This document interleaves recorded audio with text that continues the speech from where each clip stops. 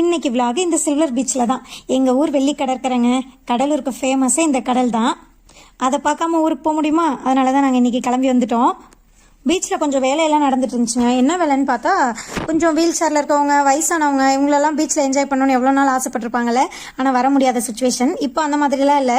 அவங்களுக்காகவே ஒரு குட்டி பிளாட்ஃபார்ம் மாதிரி பண்ணியிருக்காங்க. வீல் சேரு, அந்த ஓரளவுக்கு சின்ன வண்டி கூட வரலாம் போல், அந்த மாதிரி கட்டிகிட்டு இருக்காங்க. ஆல்மோஸ்ட் வேலை முடிஞ்சிருச்சு.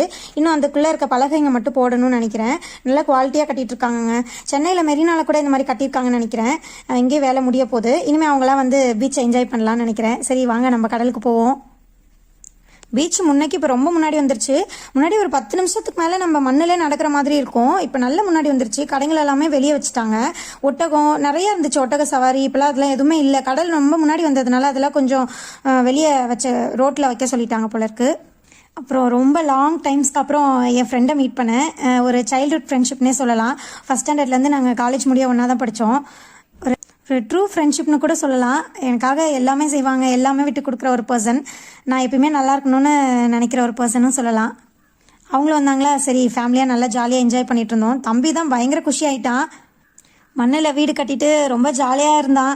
சரி மண்ணில் வீடு கட்டிட்டு இருக்கும்போது டக்குன்னு ஆளை வந்து அடிச்சிச்சா, ஐயோ என்னம்மா வீடு கலைஞ்சு போயிடுச்சுன்னு ஒரே அழுவை. சரி திரும்பியும் கட்டுமா, சரியா திரும்ப கட்டு, அது நல்லா அழகாக கட்டலாம் வா, அம்மாவும் ட்ரை பண்ணுறேன் அப்படின்னு சொல்லி அப்புறம் அவனை மனசை தேத்திட்டு கொஞ்சம் தள்ளி வந்து கட்டினேன். அவனுக்கு தண்ணி வந்து அடிச்சிட்டு போனால் ஒரே அழுகுறான், வீடு கலைஞ்சு போகுது அப்படின்னு சொல்லி. நம்மளும் சின்ன வயசில் இந்த மாதிரிலாம் வீடு கட்டி விளையாண்டுருப்போம்ல, இப்போ எனக்கு அந்த ஞாபகம் வருது.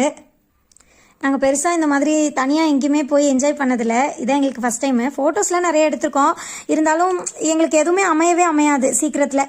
நிறைய விஷயங்கள் ஆசைப்படுவோம், ஆனால் எங்களுக்கு எதுவுமே அமையாது. எங்களுக்குள்ளே அமைஞ்ச ஒரே விஷயம் எங்களோட ரிலேஷன்ஷிப் தான். ஒரு நல்ல அண்டர்ஸ்டாண்டிங்ஸ் கப்புள்ஸ்ன்னு கூட சொல்லலாம். நம்ம மேரேஜ் லைஃப்பில் ஒரு ஈகோ இல்லாமல் நம்ம லைஃப்பை மூவ் பண்ணுறது ரொம்ப கஷ்டம்.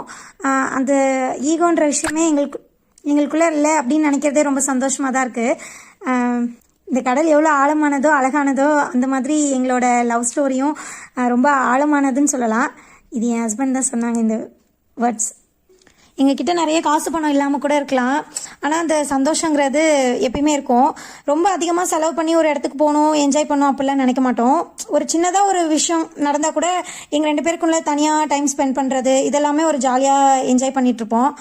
தண்ணியில் விளையாண்டுட்டே இருக்கும்போது தம்பியோட கண்ணாடியை விட்டுட்டேங்க, அது அப்படியே கடலில் போயிருச்சு. அப்புறம் கொஞ்சம் கிளிஞ்சல், அந்த சங்கு இதெல்லாம் எடுத்துகிட்டு இருந்தேன். நான் குட்டியாக ஒரு பவுல் வாங்கியிருக்கேன்.